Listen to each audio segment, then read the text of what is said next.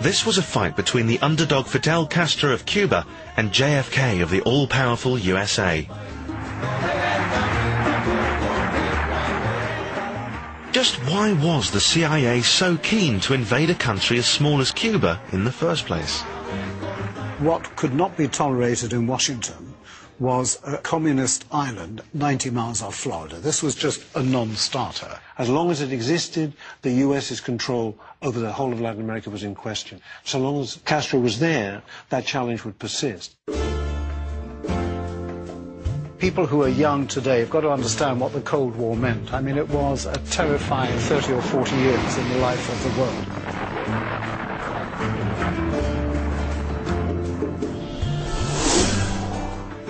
Castro had not been in power more than 9 or 10 months before the CIA started writing memos and knocking on the door of the State Department saying, we have to develop a plan to overthrow this guy. He's uncontrollable, and the masses seem to respond to him in a way that we have never seen before. The CIA, of course, came up with a plan. They came up with a bad plan, and the military harumphed at it because they knew how bad it was, and intelligence analysts weren't shown the plan because operational people weren't confident with the plan. But this is what the president wanted. So you had a very naive, overrated American president, I might add, in John F. Kennedy, going ahead with the Bay of Pigs, which was just destined to fail. So just why was this operation destined to fail?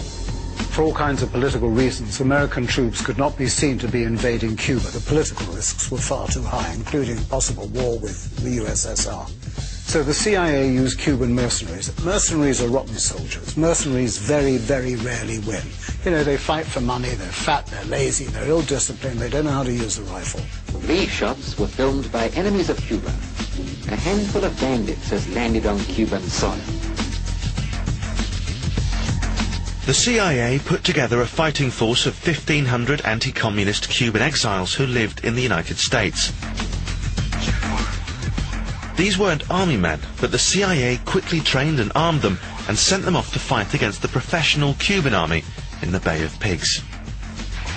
I think if you're looking at, small paramilitary groups of less than 2,000, taking on 35,000 sort of seasoned troops, well, it's a no-brainer. The fact is they're going to be killed. The CIA were sponsoring a Cuban fighting force as opposed to Americans. So if it's successful, America can wave the flag and saying what a wonderful thing they've done.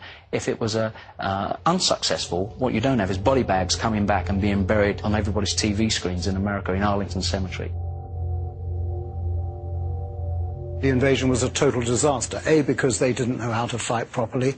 B, because they kept landing in the wrong places. And C, because the people didn't rise up to help them.